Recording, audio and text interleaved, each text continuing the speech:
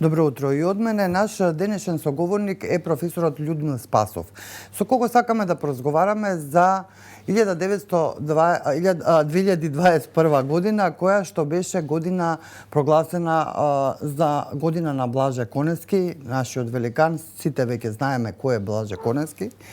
Да не должам многу со најавите, веднаш ќе ве прашам, според ваше мислење, дали во вистинска смисла, дали во вистински го прославивме 100 годишнината од раѓањето на Блаже Конески? Значи, зачудувачки, добро, затоа што ми така мислам, таков печаток имам, затоа што тешко не бива за вакви организации, особено онакви што траат подолго време.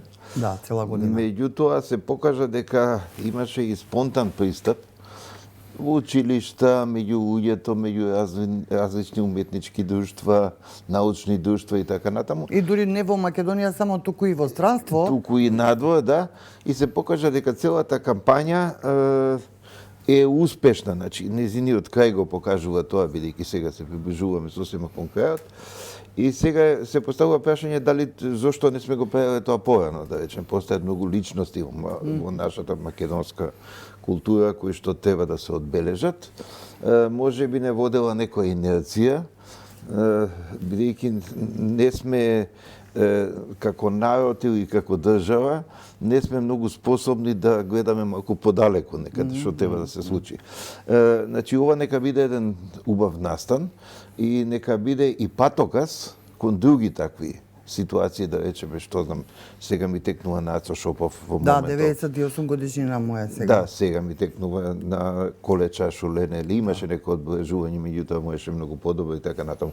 Зошто е ова сето важно? Се разбира, тука и писатели, уметници, научници кои што пишували на албански и на сите други јазици, нели, во оваа држава треба да се почитуваат и тоа да биде заедничка, се малку излега во темата, меѓутоа тоа да биде заедничко, бидејќи такви личности ја сплотуваат државата. И ги обединуваат различните. Ги обединуваат разликите. Многу ми беше мило дека сега, токму на вчерашниот концерт во филхармонијата, имаше, се рецитираа песни и на албански, и на ромски, и на влашки, и на турски и така натаму, значи што Блаже е фактички преведен. И на крајот имаше музички настап од едни 20 уметници, нели, албанци, и тоа беше многу добро, тоа покажува дека обединува Блаже Конески. Е сега дали Блаже Конески го заслужува тоа? Несомнено го заслужува, затоа што тој е навистина човек што, да речеме, од таа 44-та, намерно реков 44-та година, во Горно Врановци, и ја почнува целата културна акција, која што успешно се завршува, зашто сведочи нели и овој настан оваа година. Значи, Блаже во секој случај го заслужи тоа, меѓутоа, морам да потсетам уште еднаш дека и изградбата на неговата куќа, тоа е спонтано, тоа не беше некое планирано, планирано од државата, тоа беше спонтано. Зборуваме за неговата родна куќа. За неговата родна куќа, за обновата на родната куќа.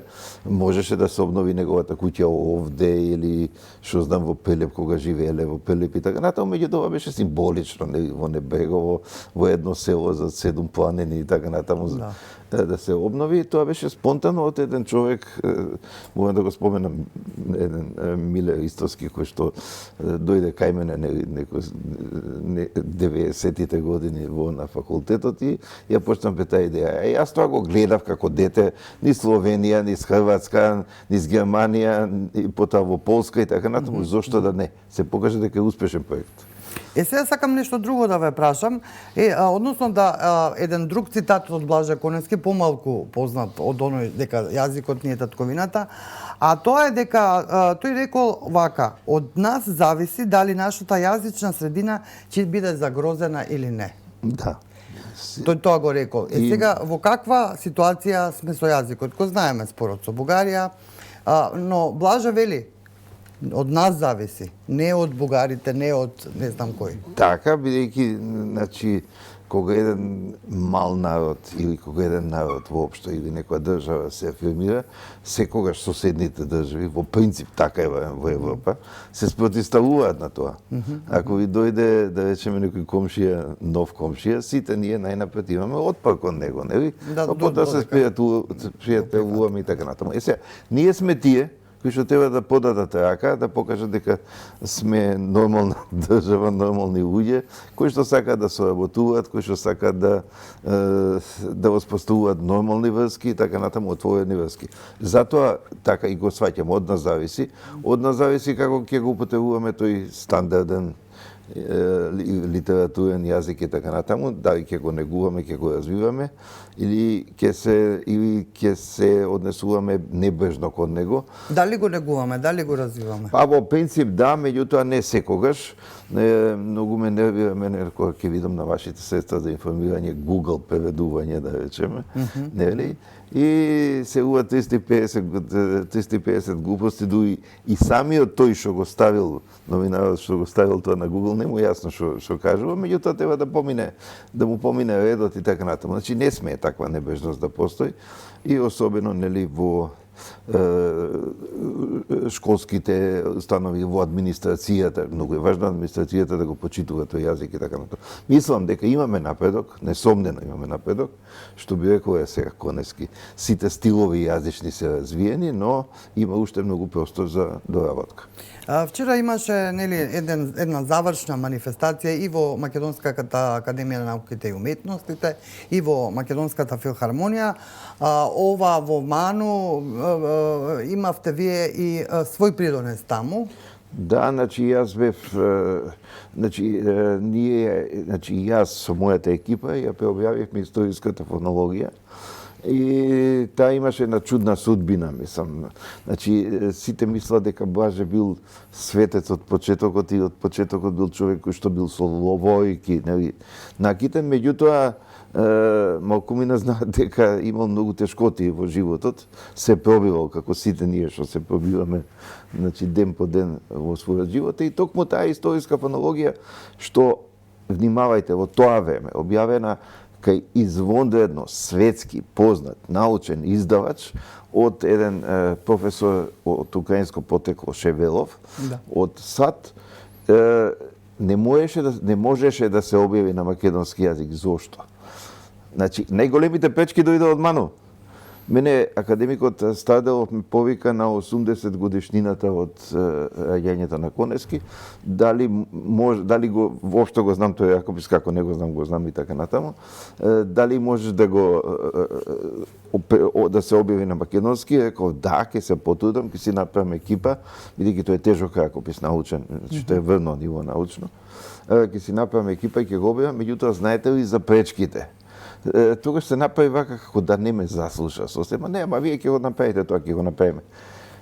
Во моментот 3 дена пред да се печати, книгата да влезе во печат, се свикува во Ману. Не кажувам намерно имење. Целиот случај го имам детално истражено.